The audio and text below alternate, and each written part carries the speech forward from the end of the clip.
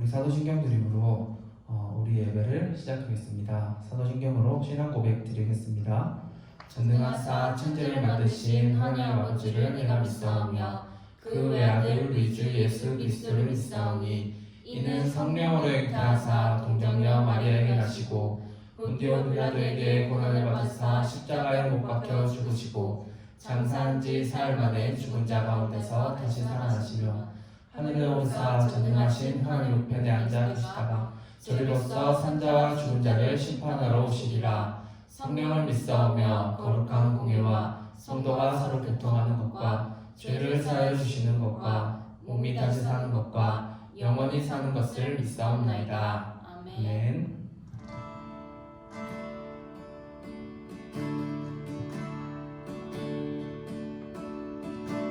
나 무엇과도 주님을 바꾸지 않으리. 다른 어떤 은혜 구하지 않으리. 오직 주님만이 내 삶의 도움이시니 주의 얼굴 보기 원합니다. 나 무엇과도 주님을 바꾸지 않으리. 다른 어떤 은혜 구하지 않으리. 오직 주님만이 내 삶의 도움이시니 주의 얼굴 보기 원합니다. 주님 사랑해요. 온 마음과 정성 다해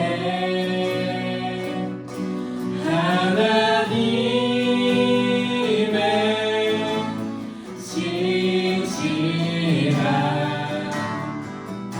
친구 되기 원합니다.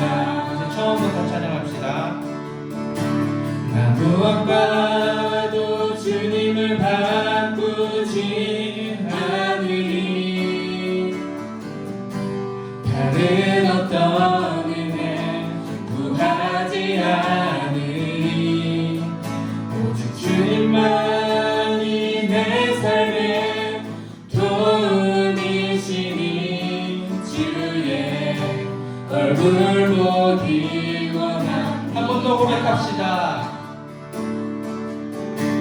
나 무엇과도 주님을 바꾸지 않으리. 다른 어떤 은혜 구하지 않으리. 오직 주님만이 내 삶의 도움이시니 주의 얼굴 보기 원합니다.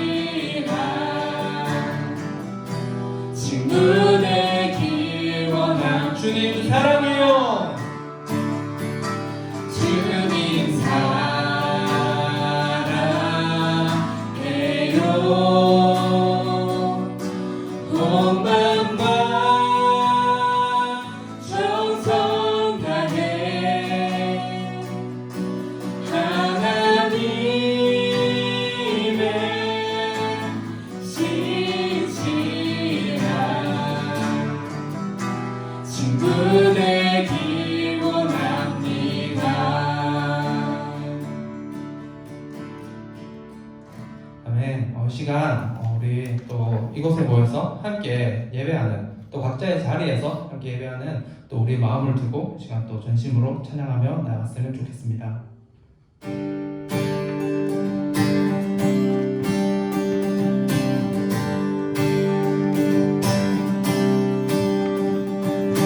모두 나와 주 경배하네 인도하신 부르신다 우리의 힘과 계획을 내려놓고 주님만 바라보네 생명 주신 주 우리에게 허물과 죄 고백함으로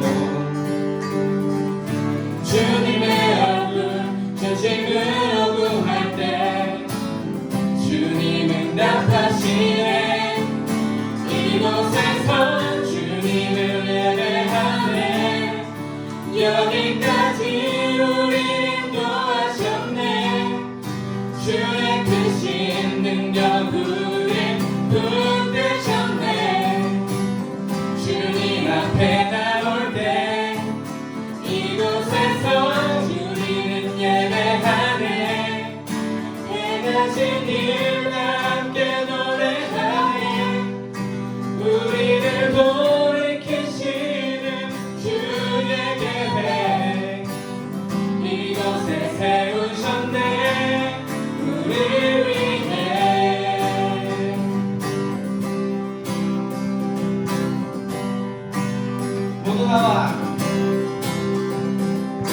모두 나와 주 경배하네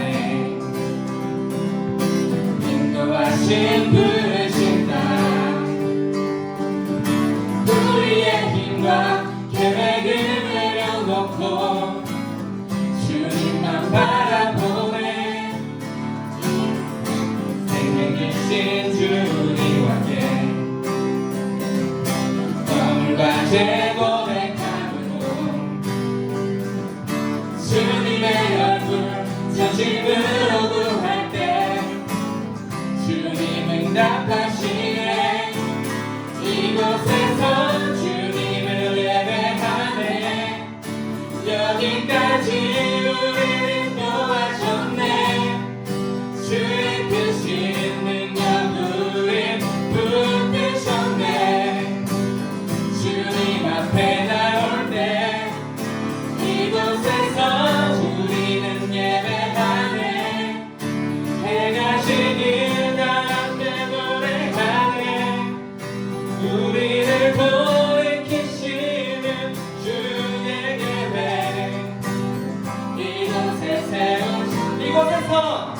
이곳에서 주님을 예배하네 여기까지 우리를 인도하셨네 주의 크신 능력 우릴 붙드셨네 주님 앞에 나올 때 이곳에서 우리는 예배하네 행하신 일 함께 노래하네 우리를 돌이키시는 주의 계획 이곳에서 고백하면서 시작합시다 이곳에서 주님을 예배하네 여기까지 우리를 인도하셨네 주의 크신 능력 우릴 붙드셨네 주님 앞에 나올 때 이곳에서 우리를 예배하네 행하신 일 함께 노래하네 우리를 돌이키시는 주의 계획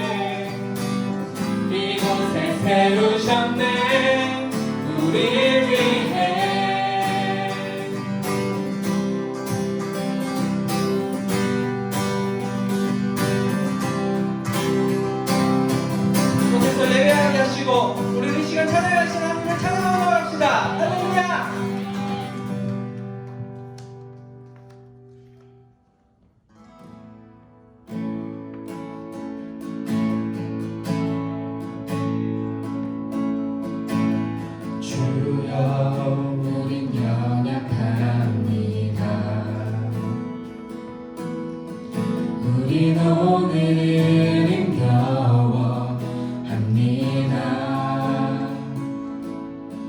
주 뜻 이루며 살기에 부족합니다. 우린 연약합니다. 주여 우린 넘어집니다. 오늘 하루 또 실수합니다. 주의 긍휼을 구하는 죄인입니다. 우리 주만 바라봅니다. 한없는 주님의 은혜 온 세상 위에 넘칩니다. 가릴 수 없는 주여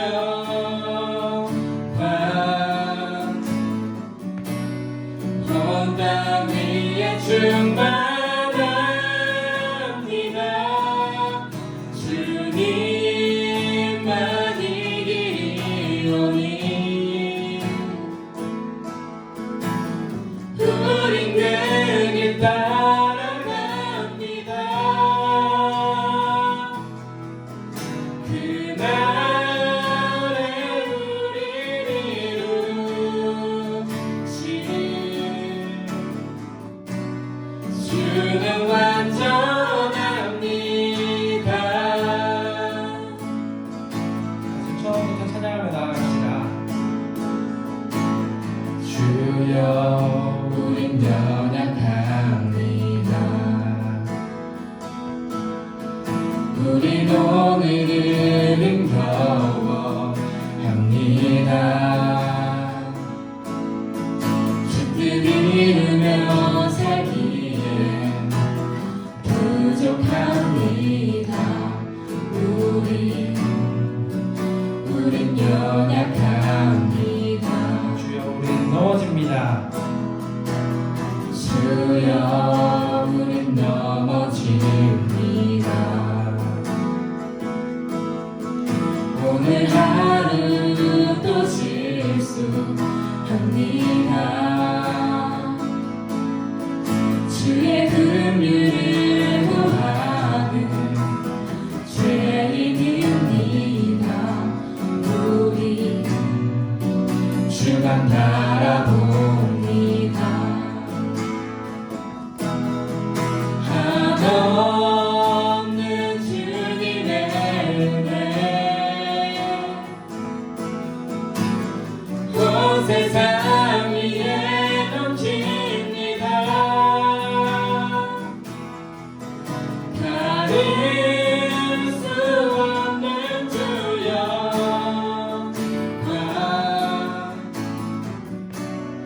온 땅 위에 충만합니다.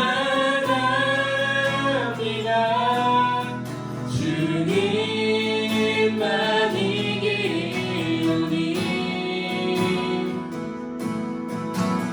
우린 그 길 따라갑니다. 그날에 우리를 이루신 주는 완전합니다.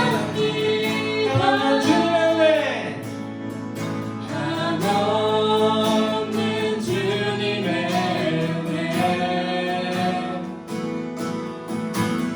온 세상 위에 넘칩니다. 가릴 수 없는 주여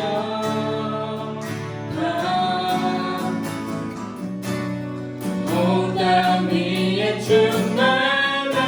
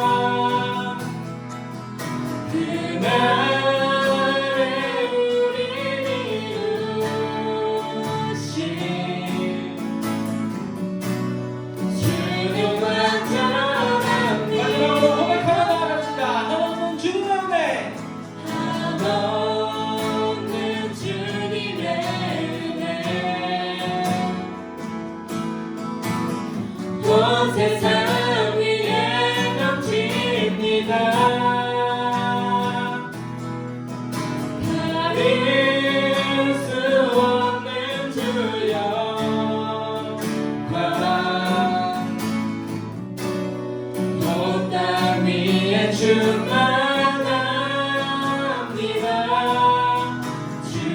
주님만 이기오니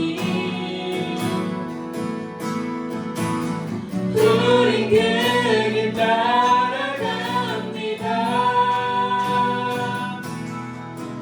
그날에 우리를 이루신 주님만 떠납니다. 아멘. 이 시간 우리가 전장에게 기도하며 나갔으면 좋겠습니다. 이 시간 우리 예배 시간을 두고 기도하며 나갑시다. 예배 시간 가운데 또 각자 집에서 또 삶의 자리에서 드리는 예배지만 정말 이 시간 우리가 하나님을 잊지 않고 또 예배 자리에 나와서 하나님을 찬양하고 하나님을 예배하며 또 하나님과의 관계를 끊임없이 이어나갈 수 있는 그런 귀한 예배 시간 될 수 있도록 이 시간을 두고 시간 같이 기도하며 나갑시다. 기도하겠습니다.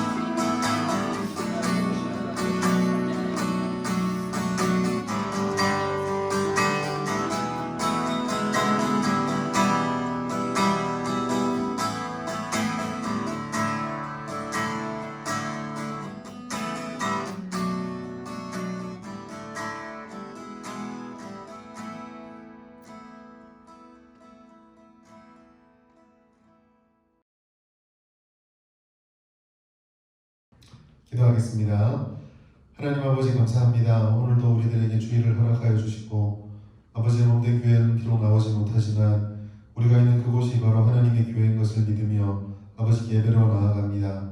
하나님 아버지, 우리가 어디에 있든지 주님을 예배하고 하나님의 말씀 앞에 귀를 기울이게 하시고 아버지께 마땅한 영광을 돌려드리며 하나님의 말씀에 주장하고 그 말씀 앞에 붙들림 받을 때에 하나님 아버지를 따라서 그리스도의 삶을 온전히 살아갈 수 있도록 도와주시옵소서.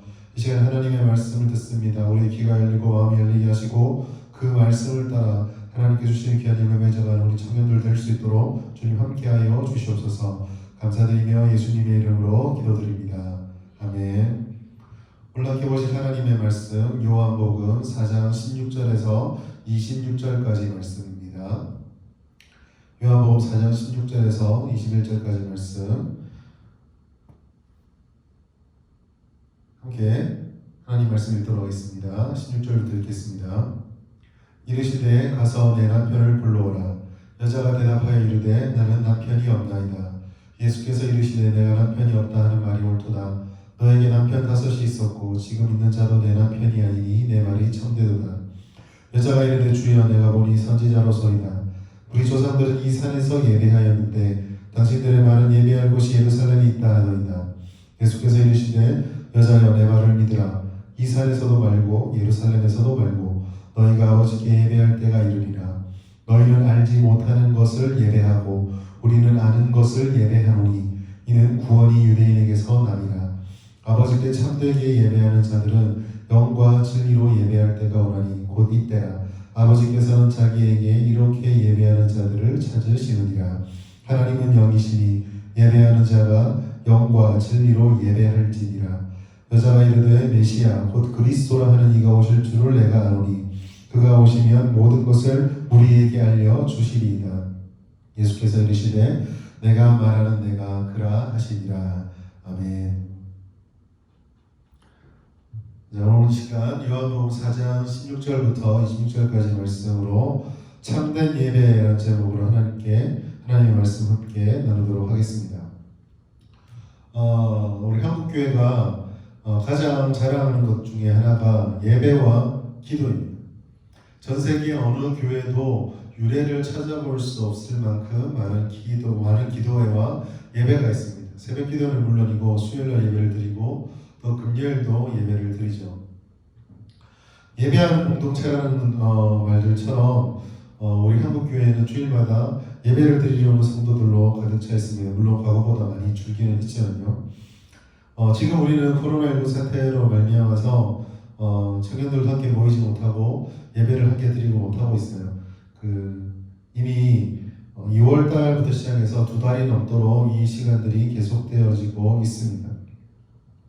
우리가 이 일을 겪으면서 한 가지 확실하게 알게 된 것은 함께 모여서 예배하고 함께 모여서 기도한다는 것이 얼마나 큰 은혜인지 비로소 조금씩 생각하고 있다는 것입니다. 간혹 전혀 그런 이야기를 하지 않을 것만 같던 성도들과 사람들로부터 교회가 오고 싶다라든지 예배 드리는 게 참 좋았다라는 말을, 또 예배 언제 드리냐는 말을 들으면 이 어려운 사태가 안 좋은 일도 있었지만 또 우리에게 여러 가지 좀 생각해보게 하는구나 라는 것을 깨닫게 됩니다. 자, 어쨌든 한국교회에서 예배를 정말 중요하게 생각하고 많은 예배를 함께 드리면서 우리가 좀 질문을 드려야 할 것이 있습니다. 그것은 예배는 많이 드리는데 그 예배가 정말 참된 예배인가를 우리가 얼마나 진지하게 물어보았는가라는 것입니다. 많이 하는 것도 좋지만 제대로 하는 게 더 중요하겠죠. 학교를 다닐 때도 공부를 잘하는 친구들, 못하는 친구들 좀 나눠져 있는데 공부를 잘하는 친구라고 해서 무조건 많이 하는 건 다 아니었던 것 같아요. 오히려 제가 아는 분 중에 어떤 친구들은 제 친구들 중에도 있었는데 정말 교과서가 확실히 할 정도로 열심히 듣지만 시험만 치면 점수가 안 나오는 친구들이 있었습니다.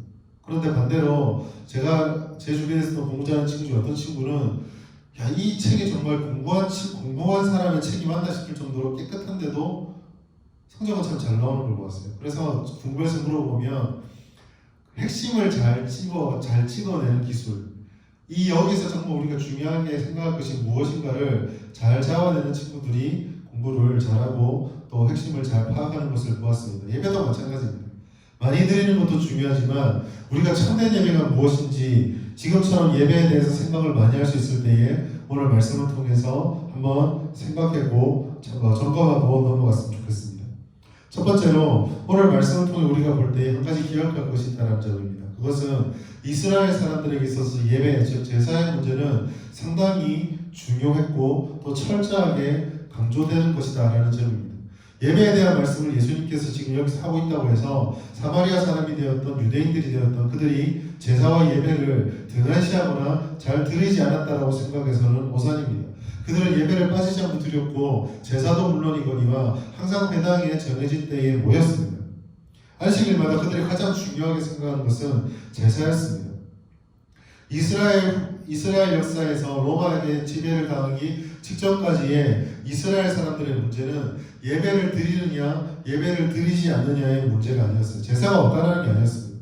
그들에게 진정한 목적은 진정한 문제는 제사를 많이 드리지만 그 제사가 본래 목적과 의도, 특별히 하나님께서 원하는 대로 드려지는 진실한 예배의 문제에 대해서가 항상 문제였다는 점 우리는 기억할 필요가 있습니다. 조상의 규례를 지킵니다. 구약의 말씀을 따라 제사를 드립니다. 심지어 여러분과 설교를 되게 많이 말씀드렸지만 호세아서 말씀을 보면 이 사람들은 호세아 시대의 이스라엘 사람들은 하나님께 정말 누가 보아도 놀랄만한 최고의 제물과 엄청난 양의 제물들을 바치면서 제사를 드렸다는 것을 알 수 있습니다. 호세아 시대의 이스라엘 사람들이 경제적으로 번영을 누렸거든요. 정치 외교적으로도 그 당시는 짧게나마 평안함을 누렸던 시기였습니다. 예배가 잘 드려졌어요. 제사도 잘 드려졌습니다. 그러나 무조건적으로 그걸 수용하고 제사를 드렸지만 그 속에서 진정한 예배, 하나님의 뜻을 따라 하나님께서 기뻐하시는 예배는 드려지지 않았다. 이것이 호세아 시대의 하나님의 경고였습니다. 오늘 본문의 맥락에서도 우리 이 점을 잘 기억할 필요가 있습니다. 사마리아 여인과 예수님의 대화가 처음에는 물을 달라, 물을 주기 싫다, 당신이 누구냐는 물의 문제로 논쟁이 시작이 되었습니다. 그러나 이 대화가 진행되어져 가면서 오늘 읽었던 본문까지 오면 이제 갑자기 물의 문제에서 예배의 문제로 화제가 전환되고 있습니다. 왜냐하면 이스라엘 사람들에게서 제사라는 것은 오늘날 우리가 그리스도인들의 삶을 말할 때에 예배의 중심성을 말하는 것만큼 중요했기 때문입니다. 한 가지 문제의 말이 해결되어지고 한 가지 문제에 대한 문제를 넘어서서 본질적인 질문으로 들어갈 때 반드시 거쳐야 되는 질문이 바로 제사에 대한 질문이었다는 것이죠. 이 질문에 따른 예수님과 여인의 대화 속에서 우리는 진정한 예배가 우리에게 어떻게 다가오는지를 발견할 수 있습니다. 첫 번째로 진정한 예배는요, 반드시 어떨 때는 우리에게 불편함과 아픔을 가져온다는 사실을 기억할 필요가 있습니다. 우리가 이 본문에서 가장 잘 알고 있는 말씀은 요한복음 4장에 있는 영과 진리로 드리는 예배일 것입니다. 4장 24절 말씀 보시면 하나님은 영이시니 예배하는 자가 영과 진리로 예배할지니라 라고 말씀하고 있어요. 우리가 이 본문의 말씀, 요한복음 말씀의 이 4장을 보면 항상 이 구절을 먼저 생각하게 됩니다. 그리고 그 구절에 포함되어 있는 것이 16절부터인데 이 16절에서 갑자기 예수님께서 물의 문제와 생명의 문제를 논하다가 여인에게 남편을 데려오라고 이야기를 합니다. 어떻게 보면 말의 흐름 속에서는 되게 생뚱맞고 어울리지 않는 말입니다. 영적 해갈이 예수님으로부터 온다. 자기에게 영원히 마르지 않은 샘물이 있다고 말했으면 그 샘물이 예수님으로부터 어떻게 나가는지 그 샘물을 받아먹으러 고면하면 좋을 것 같은데 갑자기 여인에게 죄의 문제, 즉 남편의 문제를 말하는 이유가 있습니다. 그것은 이 생수를 얻고 영적 해갈을 얻고 예배를 드릴 때에 이 죄의 문제를 반드시 해결했어야만 하기 때문입니다. 그러나 이 죄의 문제를 대면한다는 것은 불편하죠. 사람들은 누구나 죄를 지적받고 내가 어떤 부분에 잘못이 있다는 것을 내가 고쳐야 될 것이 있다는 것을 발견하는 것을 즐거워하지 않습니다. 여인에게 있어서 이 남편의 문제가 바로 그 문제였습니다. 이 여인은 오늘 본문의 말씀대로 보자면 5 남편이 있었고 또 지금은 심지어 그 5 남편 중에 마지막 번째 남자가 아니라 또 다른 남자와 지내고 있다라고 말씀하고 있어요. 바람직하진 않지만 워낙 사람들의 악함과 사회적 통념 때문에 그 유대인 사회에서 3번까지의 결혼에 대해서는 어느 정도 묵인해주고 받아들여지는 분위기가 당시에 있었다라고 합니다. 그러나 아무리 그것을 관용의 측면으로 본다 할지라도 그 한도를 넘어서는 여인의 모습은 충격입니다. 그것도 5번째 남편과도 잘 살던 다행인데 그 남편과도 헤어지고 지금 6번째 다른 남자와 이번엔 아예 결혼도 하지 않은 남자와 동거 중에 있다라고 말하고 있습니다. 이것은 성경이 꼭 집어서 말하지 않지만 분명히 그 당시의 통념으로도 율법은 말할 것도 없고 도덕적으로 문제가 있었다라고 말할 수 있습니다. 그리고 한편으로는 이것은 이 여인에게 굉장히 큰 아픔과 어려움이었을 것입니다. 어떤 사람이 자기가 가지고 있는 실패의 과거들을 아무렇지도 않게 쉽게 받아들일 수가 있을까요? 누군가 이 여인에게 그것을 지적하는 것이 얼마나 듣기 싫었으며 이 여인은 이 물을 뚫어 나올 때조차 사람들이 많이 모이고 쉽게 물을 뚫을 수 있는 그 시간이 아니라 아무도 물 들어오지 않고 우물에서 물을 뚫려면 혼자 돌을 치우고 하는 그 어려움을 감당해야 되는 한낮에 물을 뚫어 왔습니다. 그것만 보아도 이 여인의 치부는 드러내고 싶지도 않고 아파하는 것이었습니다. 그러나 예수님께서는 바로 그 문제를 단도직입적으로 지적하고 있습니다. 왜냐하면 이 죄에 대한 것들을 반드시 해결해야지만 진정한 예배를 드릴 수 있기 때문이죠. 죄가 우리의 양심을 아프게 합니다. 우리 양심에 가책을 주고 우리 심령을 불편하게 합니다. 그러나 그러함에도 불구하고 이 죄는 반드시 해결해야 되는 문제입니다. 예배를 통해서 은혜를 받고 싶습니다. 기쁨을 누리고 싶습니다. 예배의 감격이 넘치길 원합니다. 라고 하는 말과 죄를 씻어내고 죄를 회개해야 됩니다. 라는 말은 다른 문제가 다른 말이 아니라 동전의 양면처럼 같은 문제입니다. 예배의 기쁨은 죄의 문제 해결 없이 있을 수가 없으며 죄의 문제 해결이 없이 예배의 기쁨과 감격이 찾아오지 않습니다. 여러분의 과거의 경험을 한번 잘 생각해 보세요. 예배 드리러 올 때에 내 마음속에 양심이 꺼리낌이 있거나 내 가운데 해결되지 않은 죄로 말미암아 마음에 불편함이 있는데 찬양의 은혜가 됩니까? 하나님의 말씀이 기쁨으로 다가오던가요? 예배 드리고 나가면서 그래도 이 예배를 통해서 내가 은혜를 받아서 마음의 감격이 넘친다고 생각이 드십니까? 아니요. 오히려 진정한 예배가 드려졌다고 한다면 내 마음에 고백하지 않고 해결하지 않은 죄는 그 예배가 끝나시고 나서 더욱더 태산처럼 자기를 짓눌러 옵니다. 왜냐하면 그것이 해결되어야 하기 때문이죠. 여기서 죄를 생각할 때에 우리가 한 번 더 고민할 게 있습니다. 그것은 오늘날 죄라고 하는 문제, 우리가 무언가 잘못했다는 것을 얘기하는 걸 듣기 싫어하기 때문에 죄에 대해서도 굉장히 주관적으로 접근한다는 것입니다. 죄를 생각할 때는요, 자기 개인의 기분, 신념, 생각들을 가지고 죄를 판단해서는 안 됩니다. 사람이라고 하는 존재는 절대로 완벽한 기준이 될 수가 없습니다. 불과 1년 전에 내가 옳다고 생각했던 것도 1년이 지난 후에 틀리다 말할 수도 있고 그 다음 1년 뒤에 어떻게 바뀔지 모르는 것이 사람입니다. 그렇기 때문에 죄는 언제나 하나님의 말씀의 기준에 빗대어서 비교해서 흔들리지 않는 기준에 따라서 판단을 해야 됩니다. 나는 그렇게 생각 안 하는데 내가 그렇게 생각하지 않는다고 해서 그게 죄가 되지 않는 것은 아니다라는 말이죠. 이처럼 우리의 양심의 가책과 우리 가운데 그 죄에 대한 문제들이 공격해 들어오고 우리를 아프게 할 때에 우리는 이걸 기억할 필요가 있습니다. 죄를 자각하고 죄를 깨닫고 그리고 죄를 깨닫는 가운데 불편한 양심을 느끼고 그 양심을 가지고 내 마음을 어떻게 할 수 없어서 하나님을 향할 때 바로 거기서 믿음이라고 하는 것이 역사하기 시작합니다.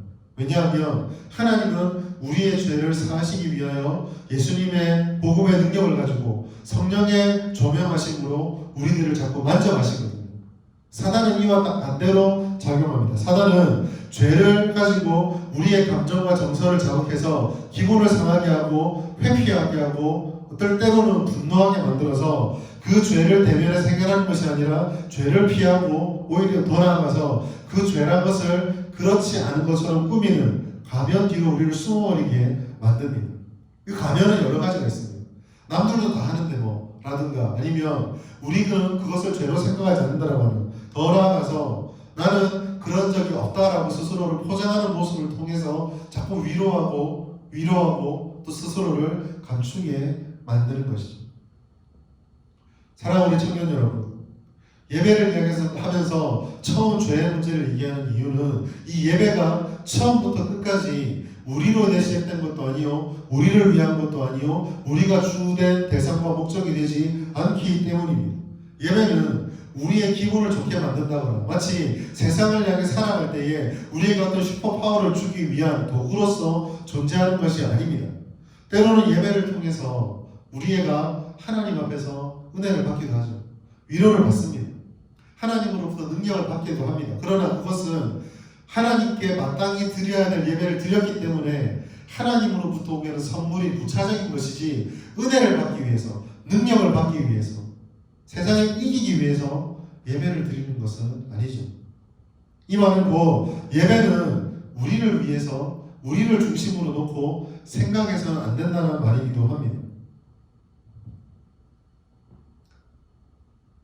칼빈은 그래서 이 예배와 그리스도인의 삶을 얘기할 때 회개를 이렇게 말했습니다. 회개는 사람들로 하여금 진정으로 배울 수 있게 해주는 참된 유순함의 시작. 즉 다른 사람의 말, 다른 사람의 가르침을 들을 수 있도록 내 마음속에 굳어진 마음, 교만한 마음, 완악한 마음을 녹여버리는 그 시작이 회개라고 말했고 더 나아가서 이렇게 말했습니다. 그리스도의 학교에 들어갈 수 있는 문을 열어줍니다. 회개해야 내 마음속에 사단이 결박한 것들이 무너지고 끊어지고 그렇게 유순한 심령이 되었을 때에 우리는 비로소 그리스도의 학교, 그것이 교회가 되었던 예배의 자리가 되었던 기도의 자리가 되었던 그곳으로 갈 수 있다고 칼빈은 말했습니다. 사랑하는 청년 여러분, 우리는 죄에 빠진 연약함을 가지고 있고 죄로 인해서 구원을 받았으나 여전히 그곳에 유혹을 받기 때문에 헛된 것에 의존하고 싶어하는 그런 마음이 있습니다. 그러나 기억할 것은 이와 같은 헛된 것에 우리의 마음을 의지했을 때에 거기서부터 오는 만족이라는 것은 결국 공허함으로 끝난다는 거죠. 여인을 잘 생각해 보십시오. 분명 무언가 만족을 얻기 위해서 남편을 찾고 남자를 찾았을 것입니다. 그 당시에 여인이라고 하는 존재는 남자의 존재가 없이는 경제적으로 자립할 수도 없고 세상에 살아갈 수 있는 도구가 없었습니다. 이 여인은 그것을 찾기 위해서 혹은 그 심리적인 안정을 찾기 위해서 남편을 계속 바꾸었지만 그에게 찾아왔던 것은 만족감이 아니라 실패와 좌절과 공허함과 무너짐밖에 없었습니다. 다섯 남자는 결코 이 여인의 문제를 해결해 주지 못했습니다. 오히려 이 여인은 그 다섯 남자, 여섯 번째 남자도 아니라 갑자기 만났던 예수님 앞에서 자기가 무엇이 부족했는지, 자기가 어떤 점에서 문제였는지를 대면하게 되었습니다. 사랑하는 청년 여러분, 하나님의 말씀을 들을 때 성도들과 교제 속에서 내가 걸어가고 있는 삶의 방식, 내가 옳다고 생각하는 것이 문제가 있다는 것을 깨달으실 때에 분노하지 마시기 바랍니다. 꺼려하지 마시고 외면하지 마시고 회피하지 마시기 바랍니다. 그때가 바로 하나님께 엎드리고 겸손해야 될 때입니다. 양심의 가책이 올 때 그때야말로 하나님으로부터 은혜를 받을 수 있는 절호의 기회입니다. 우리를 얽매고 있던 사슬로부터 우리는 자유하게 될 것이고 예수님의 해방과 구속의 은혜를 바로 그때 경험하게 되는 것입니다. 예배의 불편함, 말씀이 우리에게 주는 그 주의 불편함을 직면하고 겸손하게 내려놓으시기 바랍니다. 두 번째로 진정한 예배의 특징은 영과 진리로 드리는 예배이어야 한다는 것입니다. 예배 문제를 이야기할 때 여인은 예수님의 질문 앞에 그리심산에서 예배를 드릴 것인가 아니면 예루살렘에서 예배를 드릴 것인가 라는 장소의 문제를 가지고 옵니다. 이것은 오래된 유대 사람들과 사마리아 사람들 사이에 갈등으로부터 기록된 이야기였습니다. 사마리아 사람들은 유대인들과 달리 그리심산에 자신들의 회당과 예배처를 정해놓고 거기야말로 하나님이 예배를 받으시는 곳이다라고 말했습니다. 당연히 유대인들은 예루살렘이야말로 유일한 하나님의 처소요, 거기서 예배 드리는 것만이 진정한 예배다라고 갈등을 겪고 있었습니다. 지금 사마리아 여인은 이 오래된 논쟁 앞에서 어떤 식으로든지 결론을 내리기를 원하고 있는 것입니다. 아마도 이 여인의 마음속에서는 자기들이 예배드리고 있는 사마리아야말로 진정한 예배 처소라는 말을 듣고 싶었을지도 모릅니다. 아니면 많이 마음을 열어서 예루살렘에 가야 된다는 답이라도 얻으면 자기가 가겠다라는 마음을 가지고 있었을지도 모릅니다. 그러나 우리가 주목해야 될 것은 예수님의 답변이에요. 예수님은 그리심산이라고 말씀하지도 않고 예루살렘이라고도 말씀하지 않았습니다. 예수님께서 중요하게 말씀하셨던 예배는 딱 두 가지로 얘기할 수 있습니다. 하나는 이때라는 말이죠. 무슨 말입니까? 예배라는 것이 하나님의 구원을 받은 자가 하나님의 구원의 감격을 받아 누리며 하나님만을 올려드리며 하나님만을 대면한다고 했을 때에 지금 이 여인에게 있어서 예수님과 대면하는 바로 그 자리야말로 예배의 자리였습니다. 더 확장을 시키자면 우리가 예배를 드릴 때 어디서 예배 드리냐는 것보다 하나님을 대면하고 만나는 그 자리, 지금은 우리가 교회에 오지 못하고 이렇게 영상으로 예배를 드리고 있지만 내가 하나님 만나는 바로 이때야말로 온전한 예배를 드리는 것이다라고 하나님은 말씀하고 있는 것이죠. 사랑하는 성도 여러분, 내가 하나님을 마음에 품고 하나님과 동행하고 있을 때에 하나님을 만나는 바로 그 자리가 예배의 자리입니다. 그것은 강의실이 될 수도 있어요. 그것은 정말 생뚱맞게 친구들과 노는 찻집에서 차를 마시거나 아니면 식당에서 밥을 먹거나 아니면 어딘가 놀러가서 예배하는 그 자리도 예배의 자리가 될 수가 있습니다. 그리스도인들의 예배가 이때라고 말하는 것은 바로 지금 이 시점이라는 말도 되지만 하나님이 우리와 항상 동행하시기 때문에 우리의 모든 삶의 시간이 다 예배다라는 말도 돼요. 자, 이제 그 문제 속에서 모든 순간이 예배를 드리는 때라고 말한다면 그 다음 따라올 질문은 그러면 어떻게 온전한 예배를 드릴 것인가에 대한 질문이 따라 나올 것입니다. 예수님 바로 여기에 대해서도 우리에게 말씀해 주고 있습니다. 그것이 무엇입니까? 예수님께서는 예배의 방식을 율법과 규례와 같은 구약의 오랜 전통을 더 넘어서는 영과 진리의 예배다라고 말씀을 하고 있습니다. 한때는 그리고 많은 사람들이 이 영이 어떤 것이고 진리가 어떤 것인가를 분별해서 영은 성령의 은혜에 감격을 받아서 진리는 주님의 말씀을 따라서 라고 생각을 합니다. 물론 그것도 틀린 말은 아니지만 또 어떤 성경의 부분을 보면은 이 영과 진리를 진리의 영이다라고 해석도 하고 있습니다. 우리가 하나님께서 역사하시는 방법을 생각할 때에 말씀 따로 성경 따로 역사하지 않잖아요. 하나님의 역사는요, 말씀과 함께 역사하시고 동시에 성령이 우리와 함께 하신 역사하시기 때문에 영과 진리라는 것은 곧 진리의 영, 말씀의 영, 성령의 도구 삼으시는 말씀과 성령의 직접적인 역사가 동시에 일어납니다. 분리할 필요가 굳이 없는 것이죠. 그러나 분리를 하든 분리하지 않든 이 말씀이 우리에게 주는 시사점이 굉장히 큽니다. 그것은 무엇입니까? 하나님의 말씀이 예배의 원리가 되고 성령의 인도하심이 예배의 원리적 원천이 된다고 한다면 예배를 드릴 때 우리가 고민해야 될 것은 이것이 과연 하나님께서 받으실 만한 예배인가? 하나님이 원하시는 방식, 하나님의 중심이 계시는 그 예배인가를 반드시 고민해야 된다는 것이죠. 바로 오늘 여기서 오늘 우리가 설교를 드릴 때 처음 말씀드렸던 참된 예배를 드리고 있는가라는 질문이 도출되어집니다. 한국교회는 예배하는 교회입니다. 한국교회는 예배를 중요시하는 교회입니다. 언제나 우리 입에서 예배가 떠나지 않습니다. 수많은 예배를 드립니다. 취업을 해도 예배를 드리고 개업을 해도 예배를 드리고 이사를 가도 예배를 드리고 뭐만 해도 예배를 드립니다. 이렇게 범람하는 예배 가운데 우리 마음속에 혹시 이런 질문이 조금씩 자라나고 있지는 않았습니까? 이게 예배일까? 진짜 예배를 드려야 되지 않을까? 우리가 드리는 그 풍성한 예배들이 이렇게 많음에도 불구하고 왜 우리 마음속에서는 항상 진정한 예배에 대한 갈망이 떠나지는 않는 것일까요? 어쩌면 우리는 예배를 드릴 때에 과거의 것을 답습하고 항상 해오던 대로 예배를 드리고 있었지 이 가운데 임재하신 하나님의 뜻을 따라 하나님의 은혜를 우리의 삶의 중심에 놓고 주님의 말씀을 추구하며 그 말씀 앞에 우리를 내려놓는 진정한 예배는 드리지 못했을지도 모릅니다. 예배의 수단을 생각하고 예배의 방식을 생각하고 예배의 결과에 대해서 집중을 하지만 예배 그 자체 속에 살아계시는 하나님을 우리는 얼마나 주목하고 있습니까?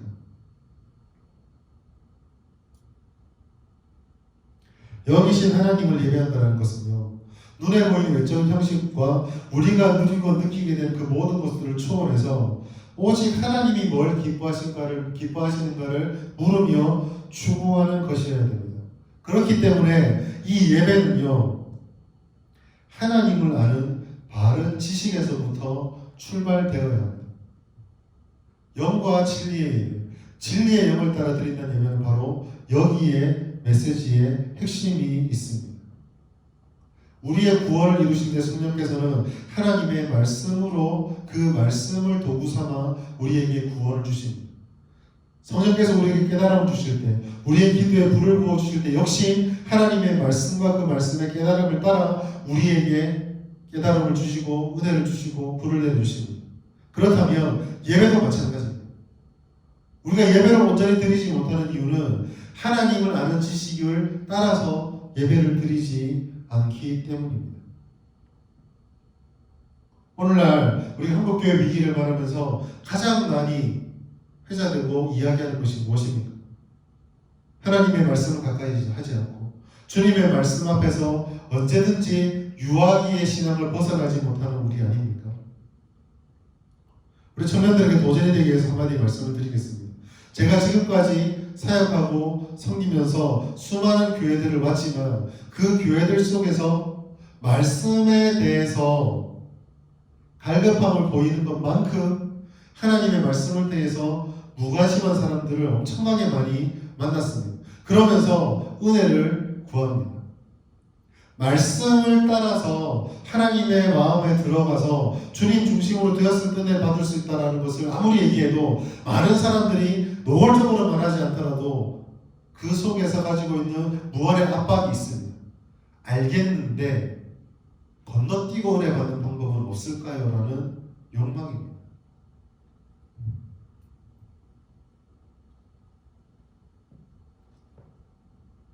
온전한 믿음은 하나님을 향한 믿음이고 온전한 믿음은 오직 주님의 말씀을 통해서 우리에게 다가옵니다.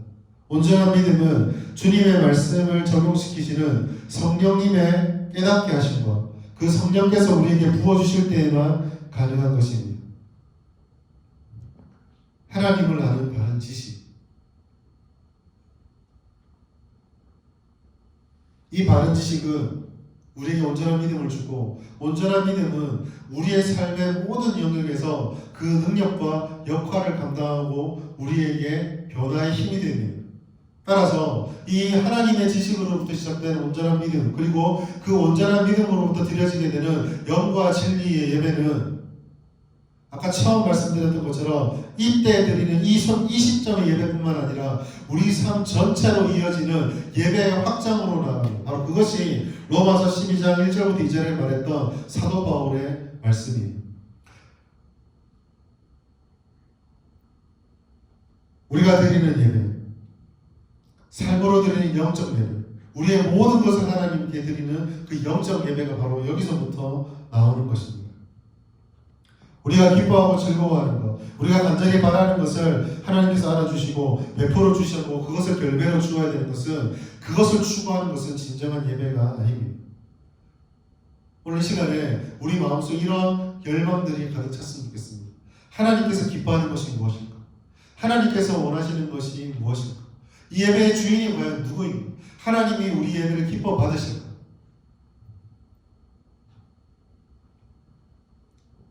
우리의 모든 삶을 원하시는 하나님께서 정말 우리를 통해서 기뻐 받으신 예배는, 그렇기 때문에 모든 예배, 우리의 삶으로 드리지는 예배일 수밖에 없습니다.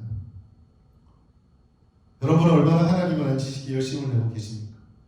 여러분은 얼마나 하나님을 알기에 힘쓰고 있습니까? 진정한 예배의 감격을 누리고 싶으시다면 오늘 이 시간 내가 하나님을 더 간절히 알기 원합니다. 하나님을 아는 바른 지식에 깊어지기 원합니다. 결단하시고 강구하시고 그 지식에 살아가는 우리 청년들 다 될 수 있기를 주의 이름으로 축복합니다. 마지막으로 이 진정한 예배의 근거가 하나님의 계시에 있다는 말을 반드시 해야 되겠습니다. 하나님을 아는 지식을 가지고 있어야 바른 예배를 드릴 수 있다고 한다면 우리에게 나오는 또 다른 질문이 생길 수 있습니다. 그것은 우리는 유한하고 우리가 가지고 있는 지식과 능력은 한계가 있는데 어떻게 무한하신 하나님을 온전히 다할 수 있다는 말입니까? 그 하나님을 온전히 다할 수 없는데 우리들에게 하나님을 아는 지식을 따라 예배를 드리라고 한다면 결국 그 예배는 불완전하고 우리가 도달할 수 없는 목표가 아닙니다. 하나님은 애초에 처음부터 우리들에게 온전한 예배를 드릴 수 없도록 하신 것이 아닙니까? 라고 질문할 수 있습니다. 그러나 여러분 그렇게 생각할 필요가 없습니다. 그것은 하나님께서 우리에게 요구하시는 온전한 예배, 영과 진리로 드린 예배, 하나님을 아는 지식은 하나님을 100% 알라라는 것이 아니라 하나님이 알려주시는 데 초점을 맞춰서 거기에 완전히 몰입하라는 의미이기 때문입니다. 쉽게 말해서 우리가 태양빛을 한번 생각해 보겠습니다. 햇빛을 통해서 햇빛을 받고 그 속에서 우리가 누리게 되는 수많은 유익들이 있지만 그 유익을 누릴 때에 우리에게 족한 것은 햇빛을 받고 빛이 우리에게 유용하다는 거 아는 정도로만도 충분합니다. 우리가 그 빛을 맞을 때 자외선의 조도와 강도가 얼마나 되고 그 파장이 얼마나 되며 그 파장이 최선일 때 어떻게 분석해서 그 햇빛을 맞아야지만 최선의 결과가 우리에게 오는 것은 아니죠. 다만 우리에게 필요한 것은 햇빛이 우리에게 비춰지고 그 빛이 우리에게 유익이 된다는 것을 알고 그것을 막기에 힘쓰는 것만으로 족하다는 것입니다. 이것을 하나님의 대한 신학적 용어로 좀 바꾸자면 우리가 하나님을 아는 지식을 추구할 수 있고 온전한 예배를 드릴 수 있는 것은 하나님께서 우리들에게 마치 햇빛이 비춰지는 것처럼 그것을 깨달을 수 있도록 계시하시기 때문입니다.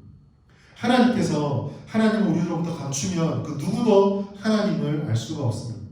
그러나 하나님께서 우리를 사랑하셔서 하나님을 우리에게 나타내시고 우리 안에 성령을 주셔서 필요할 때마다 그리고 하나님이 원하시는 대로 우리에게 하나님 말씀을 깨닫게 해주십니다.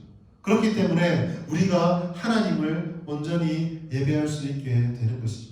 100%의 예배를 드리는 것이 아니라 하나님이 원하시는 그 자리에서 하나님을 향하는 방향으로 최선의 예배를 드릴 수 있게 된다라는 것입니다. 마치 이것은 걸음마를 막대는 갓난아기를 바라보는 아버지의 마음과 같습니다. 1년이 지난 아기가 걸음을 한 걸음을 떼서 앞으로 한 걸음을 들일 때 아버지가 그 걸음을 떼는 아이를 바라보며 기뻐하지. 그 아이를 바라보면서 1년이 돼도 저것밖에 못 건다 라고 말하지 않습니다. 이것과 같습니다. 하나님께서 우리에게 알려주신 하나님을 알기를 정말 힘쓸 때에 비록 부족하다 할지라도 그 마음의 방향과 열심과 최선과 하나님을 전심의 마음을 보신다면 하나님은 우리들을 바라보시며 그것이 바로 내가 바라는 온전한 예배다라고 말씀해 준다는 것이죠. 요한복음에 나타나는 세상 사람들이 하나님으로부터 책망을 받는 이유는 바로 여기에 있습니다. 빛을 완전히 다 알기 때문에가 아니라 그 빛이 비추었음에도 불구하고 그 빛을 알려고, 그 빛을 깨달으려고, 그 빛에 나아가려고 하지 않고 외면하고 피했기 때문입니다. 오늘 이 여인도 잘 보십시오. 이 여인은 예수님을 알았습니까? 몰랐습니다. 이 여인은 하나님의 말씀에 대해서 다 알고 있었습니까? 몰랐습니다. 그러나 이 예배가 온전으로 진정으로 드리는 영과 진리 예배를 드릴 수 있게 된 이유는 예수님께서 여인에게 스스로를 나타내셨기 때문입니다. 요한복음 4장 26절 예수께서 이르시되 내게 말하는 내가 그라 하시니라. 사마리아 사람입니다. 유대인들이 멸시하는 자입니다. 심지어 유대인들은 구원이 저에게는 없다. 하나님의 백성의 지분이 저에게는 없다. 저 사람들은 하나님의 사람들이 아니다라고 정죄하며 개보다 못하다고 취급했던 사람입니다. 그러나 그와 같은 연약하고 좌절되고 실패한 여인에게 예수님이 다가가셨습니다. 그리고 예수님께서 말씀을 전해주셨고 그 마음속의 죄를 드러내셨으며 그에게 예배의 귀한 진리를 말씀해 주시고 스스로를 내가 그니라라고 계시하셨습니다. 이 여인은 그 계시 앞에 무엇을 했습니까? 아무것도 하지 않았습니다. 그러나 하나님께서 계시했을 때 예수님에 대해서 분석하지도 않고 예수님에 대해서 분별하지도 않고 예수님 온전히 다 알지도 못한 채 그 마음속에 비춰진 그대의 예수님을 받아들였습니다. 그리고 마을로 들어가서 사람들에게 전합니다. 우리가 말했던 바로 그 이가 아니냐. 우리가 말했던 그 이가 누구인지에 대해서 이 여인은 정말 자기가 느꼈던 그 작은 예수님을 보았을 뿐입니다. 그러나 그것으로 좋겠습니다. 사랑하는 청년 여러분, 우리들에게도 마찬가지입니다. 하나님께서는 지금도 우리에게 말씀하고 계십니다. 하나님께서는 지금도 우리들에게 스스로를 나타내십니다. 내가 그리스도를 우리의 주로 고백할 때 성령께서 우리 안에 하시는 가장 큰 일이 바로 그것입니다. 문제는 무엇입니까? 오늘날 우리 많은 그리스도인들이 하나님의 말씀을 부지런히 읽지도 않고 알려고 노력하지 않는다라는 것입니다. 하나님, 목사님 말씀을 읽어야 된다 많은데 참 안 되네요. 여러분 그런 말씀하지 마십시오. 정말 이게 생명이라고 한다면 여러분 그렇게 하겠습니까? 여러분이 지금 불치의 병에 걸렸다 생각해 보십시오. 누구도 고칠 수 없는 병에 걸렸다 생각해 보십시오. 그런데 내가 여기서부터 기차를 타고 버스를 타고 서울에 가면은 이 병을 고칠 수 있는 유일한 사람이 있다가 안다면은 목사님 아는데 내가 좀 바쁘네요. 그러시겠습니까? 우리에게 필요한 것은 간절함이지 여유가 아닙니다. 하나님의 말씀이 나의 삶을 바꾸는 유일한 지침이라는 것에 대한 간절함과 절대적인 확신이 없어서 하나님의 말씀을 읽지 못하는 것이지 시간 여유의 문제가 아닙니다. 여러분 시험 때 잘 생각해 보세요. 내일 시험 친다 그러면 목사님 알겠는데 오늘 내가 좀 바쁘네요 하고 공부 안 하십니까? 여러분 공부할 때에 내가 바쁘다 생각했던 그 일들을 다 밀어놓고 보고 싶은 영화, 읽고 싶은 책, 만나고 싶던 사람, 하고 싶은 놀이 다 미루고 공부하지 않습니까? 왜요? 그게 간절함입니다. 우리가 왜 하나님의 말씀을 가까이 하지 않습니까? 간절하지 않기 때문입니다. 두 번째로 알려주셔도 그 말씀이 우리에게 들어오지 않는 이유는 말씀은 우리의 심령을 치기 때문이에요. 주님의 말씀을 성령의 조명하심에 따라 바라보았을 때에 하나님 주신 은혜의 감격이 있지만 동시에 우리의 마음, 우리의 삶에서 바꾸어야 되는 불편함이 생깁니다. 이 여인의 문제는 무엇이었습니까? 5 남편을 두었던 죄를 직면하고 6번째 남자, 오늘 말씀에 나오지 않지만 상상력을 발휘하자면 이 6번째 남자와 결혼을 하든지 아니면은 동거하는 이 관계가 잘못된다는 것을 깨닫고 이 남편과 이 남자와 헤어지는 결단을 했어야만 했을 것입니다. 5번의 실패 있는 여자가 다시 6번째 결혼을 한다는 것도 보통 도전이 아닐 것입니다. 당연히 지금 살고 있는 이 관계를 청산하는 것도 쉽지 않겠죠. 그러나 이 여인은 반드시 그것을 했어야만 합니다. 우리도 마찬가지입니다. 하나님의 말씀을 가까이 하고 하나님의 말씀을 들으면 우리의 마음속에 하나님으로부터 고쳐야 될 것들이 계속 도전을 받습니다. 그 부담감을 외면하기 때문에 우리는 하나님 말씀을 더 깊이 알지 못하게 되는 것입니다. 이 해결책은 하나밖에 없습니다. 말씀을 펼쳐서 읽으십시오. 그 말씀을 묵상하십시오. 그리고 그 말씀을 붙잡고 기도해야 됩니다.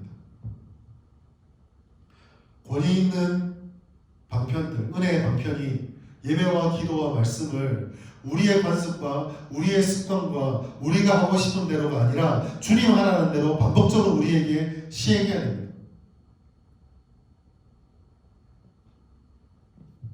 설교 중요하죠. 함께 모여서 예배하는 거 정말 중요합니다. 그러나 여러분, 개인의 경건에서 무너지면 간당간당하게 유지하고 있는 그 모든 신앙생활이 나아가는 돌멩이 하나 맞았을 때에 와르르 무너지는 것을 경험할 것입니다. 그래도 난 주일은 안 빠지고 있는데, 그래도 내가 교회에서 수련회는 잘 가는데, 그래도 교회 행사에서 한 번씩 가는데, 그러니까 이 정도로도 충분해 라고 생각할지 모르겠습니다. 그러나 여러분, 주님의 말씀 앞에서 기도하면서 이 하나님 앞에 본질의 신앙의 능력을 깨닫지 못하면 작은 돌멩이 실현이 오면 여러분 반드시 무너지게 될 것입니다.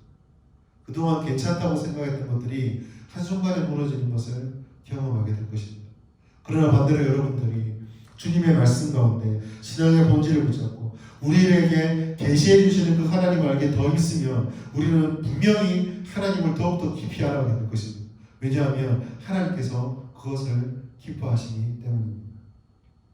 말씀 맺도록 하겠습니다.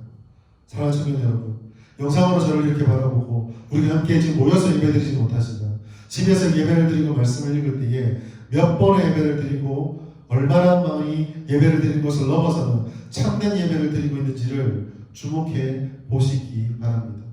혹시 여러분 지금 영상을 틀어놓고 딴짓을 하고 있지는 않습니까? 조금 우스갯소리를 하자면 영상 틀어놓고 마우스 우클릭 버튼으로 툭툭툭 눌리고 있지는 않습니까? 일주일 내내 하나님과 상관없는 삶을 살다가 그래도 주일날 이 영상 한번 드리면서 예배를 드렸다라고 만족하고 있지 않습니까?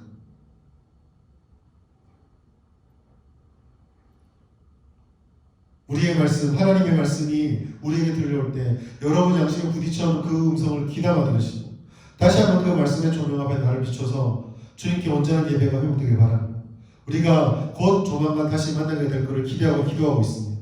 우리가 그렇게 만날 때에 몇 달 동안 떨어져 있었기 때문에 모이는 우리의 예배가 낯설고 침체되고 맥없이 무너져 내려앉는 것이 아니라 그 기간 동안 우리가 더 하나님을 갈망하고 우리가 더 하나님 앞에 진정한 예배를 사모하는 가운데 내가 있는 곳에 들었던 그 예배의 습관들이 우리의 모임의 예배를 더 풍성하게 만들기를 간절히 기대해 봅니다. 여러분의 경건에 힘쓰십시오. 일상의 예배를 회복하시고 그 일상의 예배에서 승리하십시오. 하나님은 영과 진리로 예배를 드리시니 하나님을 아는 지식에 자라가며 그 지식 속에서 풍성해져가고 성장해가는 여러분과 저를 기다리고 계십니다. 또 우리가 그렇게 결심할 때 우리에게 능력과 은혜로 그 성장을 그리고 그 성숙을 허락해 주실 것입니다. 오늘 이런 예배를 회복하는 우리 모든 청년들 될 수 있기를 주의 이름으로 축복합니다. 우리 지금 말씀을 생각하시면 함께 동성을 기도하겠습니다. 하나님 아버지, 우리 가운데 무너져 내리는 예배의 잔변들이 다시 한번 세워지게 해주시옵소서. 주님 앞에 예배 드릴 때에 우리 가운데 들려지는 회개하고 고쳐야 될 것들을 다 고치고 하나님 음성 앞에 순종하게 하시고 주의 말씀을 붙잡고 영과 진리의 예배, 하나님께서 기뻐하는 예배, 우리의 개인의 예배와 삶의 전부를 드리는 예배가 회복되게 해주시고 주님 중심의 신앙의 예배가 함께 오는 예배가 하루속히 회복되어서 우리의 예배의 불과 예배의 능력을 경험하게 없어서 우리 말씀을 생각하시면서 주의 이름으로 한번 1분 정도 동성으로 기도하겠습니다. 주여 주여 주여. 하나님 아버지, 오늘 우리에게 주의 말씀을 내려주시고 하나님 은혜로 채워주시니 감사합니다. 하나님 아버지, 사마리아인이 주님께 나아갔을 때에 하나님께서 그에게 생명의 물을 넘어서는 진정한 예배를 깨닫게 해주셨음을 보라봅니다. 하나님 아버지, 우리가 주님의 말씀을 들을 때에 하나님 말씀 앞에 나아갈 때 때를 예배 드릴 때에 그 말씀 앞에 우리 가운데 주시는 그 말씀에 불편하고 우리 가운데 주시는 죄가 하나님 아버지 무거워 하나님 예배에 회개하는 모습이 나타날 때가 있습니다. 그러나 하나님 아버지, 그 죄의 모습 앞에 우리가 자복함을 내려놓고 주의 말씀 앞에 순종과 겸손한 모습으로 나아가 하나님 예배하는 방해되는 것들을 내려놓게 하옵소서. 더 나아가 아버지 하나님, 우리 하나님 아는 지식에 아버지를 아는 지식에 더 깊이 살아가기 원합니다. 주의 말씀을 듣게 하시고 하나님의 말씀에 집중하게 하시고 하나님의 말씀을 날마다 가까이 할 수 있도록 도와주시옵소서. 영과 진리로 드리는 예배, 하나님의 기쁨으로 드리는 예배, 아버지 주시는 예배 가운데 오직 하나님의 중심 되는 예배를 드리게 하옵소서. 하나님의 중심을 드린 예배를 드릴 때 그 예배 자체로 우리가 기쁨을 누리게 하시고, 하나님의 그 예배가 우리 가운데 찾아올 때에 하나님과 우리의 삶이 주님 주신 능력을 감찰 수 있도록 주여 함께하여 주시옵소서. 우리 청년들의 모든 예배가, 우리 청년들의 모든 삶이 그 하나님의 은혜 가운데 채워질 수 있도록, 그 경건이 회복될 수 있도록 주여 함께하여 주시옵소서. 거룩하시고 존귀하신 하나님 아버지, 우리 청년들이 비록 함께 모여서 예배하지 못했지만 이 약속의 말씀을 듣고 예배하였습니다. 하나님, 우리 청년들의 삶의 매 순간순간 개인의 경건의 깊은 가운데 온전한 예배를 경험하는 삶이 되기 원합니다. 하나님의 말씀을 가까이 하고 또 그 말씀을 깊이 읽고 배워가는 가운데 하나님이 주시는 은혜와 깨달음을 누리게 하여 주시옵소서. 하나님 말씀이 우리 가운데 버려야 될 것들, 고쳐야 될 것들, 우리가 내려놔야 될 것들 깨닫게 할 때가 있습니다. 때로는 그것이 너무나 불편하고 어렵지만 하나님 겸손한 마음으로 다 내려놓아서 하나님과 우리의 사이의 장벽이 사라지고 더 하나님이 깊이 나아갈 수 있는 우리 모든 삶이 될 수 있도록 도와주시옵소서. 지금 떨어져서 각자의 처소에서 영상으로 예배를 드리지만 하나님 아버지, 우리가 함께 모여 예배 드릴 때 이렇게 모이지 못하고 드린 예배의 기쁨들이 하나로 모아져 더 폭발적인 예배를 드릴 수 있고, 하나님 아버지 우리를 붙들어 주시고 또 하루속히 함께 모여 예배 드릴 수 있도록 주여 함께하여 주시옵소서. 하나님께 드린 물질들 또 따로 구분해서 모으는 청년들이 있고 헌금하는 청년들이 있습니다. 그들의 모든 드리는 손길들을 아버지 기억하여 주시고, 이 어려운 시기에 우리 청년들이 때론 취업으로, 때론 직장생활하며 또 학업으로, 아버지는 여러가지 시험생, 수험생으로 아버지 어려운 삶을 살아가고 있는데, 그러나 그 어려움에 매몰되지 않고 우리를 도우시는 하나님의 능력을 손 의지하여 이 한 주 또 살아갈 수 있도록 주님 함께하여 주시옵소서. 매 순간 우리와 함께 주실 주님을 믿사오며 감사드리며 예수님의 이름으로 기도드립니다. 아멘.